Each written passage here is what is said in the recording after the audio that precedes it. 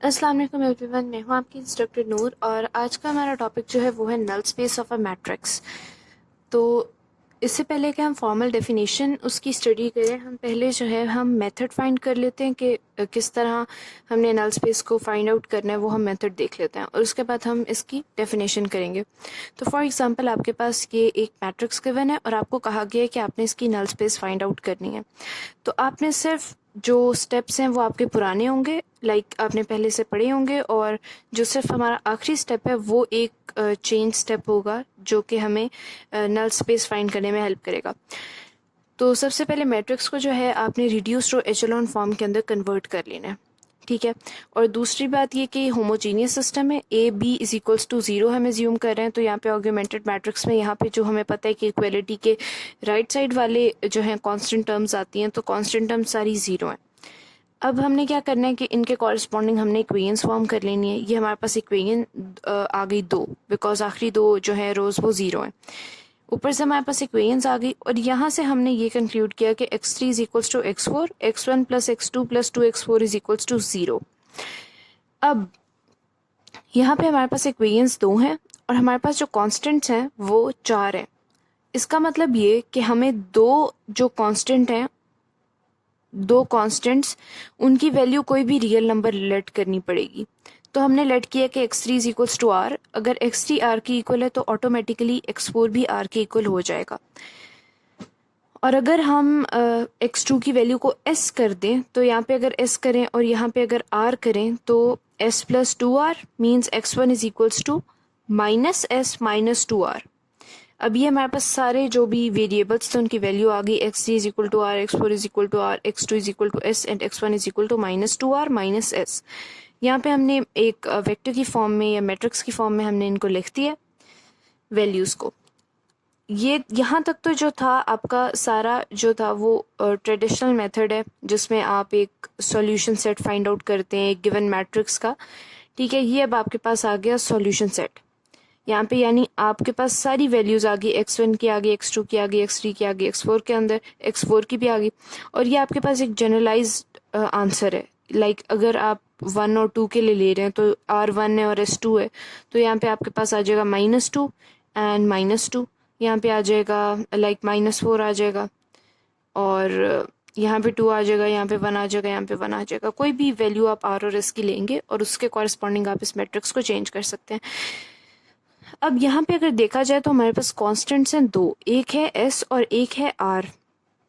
अब हमने क्या करना है कि इसको हमने कुछ ऐसे कंपोनेंट्स में स्प्लिट करने और ऐड करने आपस में कि s और r जो है ना हमारे पास कॉमन आ जाए। लाइक इसको हमने एज अ लीनियर कॉम्बिनेशन लिखना है इस वेक्टर का।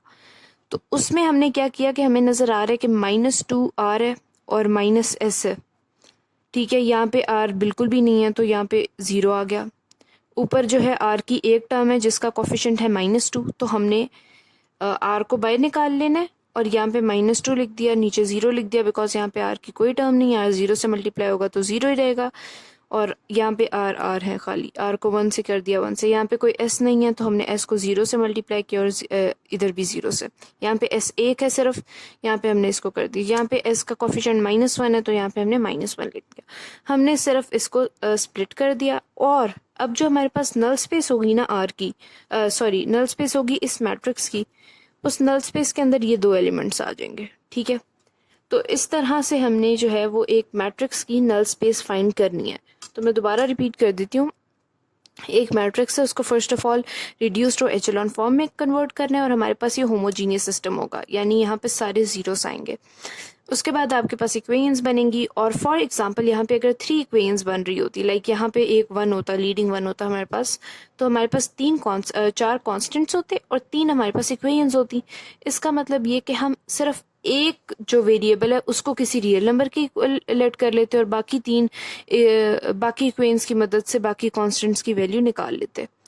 लेकिन यहाँ पे हमारे पास सिर्फ 2 इक्वेशंस हैं, कॉन्स्टेंट्स वेरिएबल्स हमारे पास 4 हैं, तो इसका मतलब कि 2 वेरिएबल्स को हमें किसी रियल नंबर के इक्वल लेट करना पड़ेगा। वो हमने कर लिया r और s और फिर कॉरस्पॉन्डिंग पुट करके और वैल्यूज निकाल ली। ये हमारे पास आंसर आ गया। अब आखिरी जो स्टेप है वो है नल स्पेस से रिलेटेड। क्या आपने इस आंसर को ऐसे स्प्लिट कर देना है कि आपके पास जो है ना कांस्टेंट वेरिएबल, ये कांस्टेंट है बल्कि रियल नंबर है ना, इसमें कोई भी कांस्टेंट आएगा 1 2 3 4 वॉट, तो ये जो है एस और आर, इनको आपने कॉमन ले लेना है, और ये जो दो आपके पास एलिमेंट्स बचेंगे ये कहेंगे कि these are the elements of the null space. अब नल स्पेस की हम डेफिनेशन देख लेते हैं। The null space of any matrix A consist of all the vectors B such that A B is equals to 0 and B is not equals to 0। Okay, तो इसका मतलब ये है कि फॉर एग्जांपल एक होमोजीनियस सिस्टम है, A B is equals to, यहाँ पे हमारे पास 0 है, तो इसका मतलब ये कि नल स्पेस में वो तमाम वेक्टर्स होंगे, ठीक है, जिनको अगर हम ए से मल्टीप्लाई करें ना तो आंसर हमारे पास आए 0, ठीक है, वो तमाम वेक्टर्स।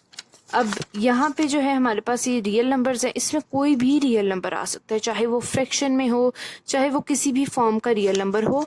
जब हम उसको इस मैट्रिक्स से मल्टीप्लाई करेंगे तो आंसर हमारे पास अल्टीमेटली 0 आएगा। Okay, so null space consist of all the possible solutions, so it is also called as solution space and subset of vector space Rn। क्योंकि ये हमारे पास फॉर एग्जांपल ए तो हमारे पास गिवन है, ठीक है, बी हमारे पास अननोन है, एंड यहाँ पे 0 हमें ऑलरेडी पता है। अब बी अननोन है, इसका मतलब कि इस पूरे सिस्टम का सॉल्यूशन जो है हमें पता लग जाएगा, अगर हमें बी पता लग जाए, इसका सॉल्यूशन बेसिकली है ही बी।